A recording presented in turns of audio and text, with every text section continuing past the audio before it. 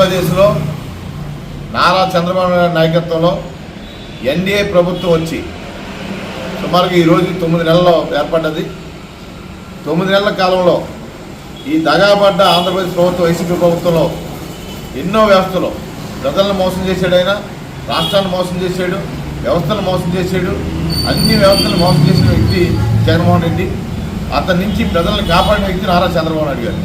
ఆయన నాయకత్వంలో ప్రభుత్వం ఏర్పడిన తర్వాత ఈ రాష్ట్రంలో చూసుకోండి, పేదవారికి పట్టిన అన్నం పెట్టాలని చెప్పి అన్న క్యాంటీన్ ప్రారంభించడం జరిగింది.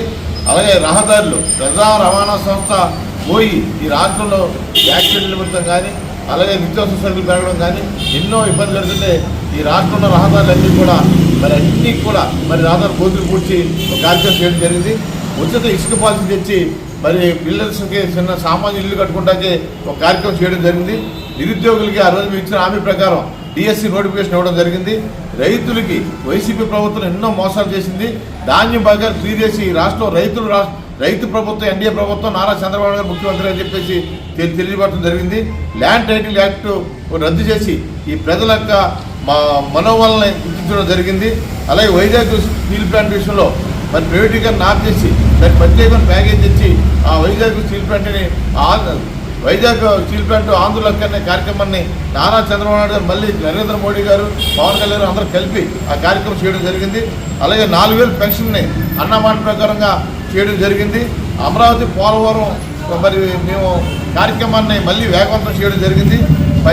పంచాయతీల వ్యవస్థని నిర్వీర్యం చేసిన జగన్మోహన్ రెడ్డి ప్రభుత్వం. అలాగే తెలుగుదేశం ప్రభుత్వం వచ్చిన తర్వాత చంద్రబాబు గారి నాయకత్వంలో పవన్ కళ్యాణ్ గారు ఒకే రోజు రాష్ట్రం అంతా కూడా గ్రామ సభలు పెట్టి పంచాయతీ వ్యవస్థ మళ్ళీ మెరుగుపరచడం జరిగింది. విద్యాశాఖ ప్రక్షాళన చేసి నారా లోకేష్ బాబు గారు ఈరోజు భారతదేశంలోనే ఆంధ్రప్రదేశ్లో విద్యాశాఖ గుర్తింపు తీసుకొచ్చడం జరిగింది. అలాగే రాష్ట్రంలో పాడి పశువులన్నింటినీ కూడా చెట్లు వేసి అవన్నీ కూడా పాడి రైతులను రక్షించడం జరిగింది. అలాగే ఇరిగేషన్ శాఖ ద్వారా రాష్ట్రంలో మన జిల్లా మంత్రి గారు నిమ్మల రామారెడ్డి గారు ఉన్నారు. ఏ రోజు కూడా గతంలో జగన్మోహన్ రెడ్డి 5 సంవత్సరాల్లో ఎక్కడ కూడా మురుగు కాలువలు కానీ సాగునీటి కాలువలు కానీ ఎక్కడ కూడా ఇప్పుడు బట్టి తీసింది లేదు. కానీ వచ్చే 9 నెలల్లో అన్ని కాలువలు బాగు చేయడం కార్యక్రమం మొదలుపెట్టడం జరిగింది. అలాగే మహిళలకి ఉచిత గ్యాస్ సిలిండర్ కూడా అందించడం జరిగింది. ఈ దగాపడ్డ రాష్ట్రంలో నారా చంద్రబాబు నాయుడు గారి నాయకత్వంలో అలాగే నరేంద్ర మోడీ గారు బేసిక్గా తీసుకుని పవన్ కళ్యాణ్ గారు నారా లోకేష్ బాబు గారు అందరూ కూడా ఈ రాష్ట్రాన్ని 9 నెలల కాలంలో ప్రజాప్రభుత్వం ప్రజా సంక్షేమం ఈ ప్రజలు అందించడం జరిగింది.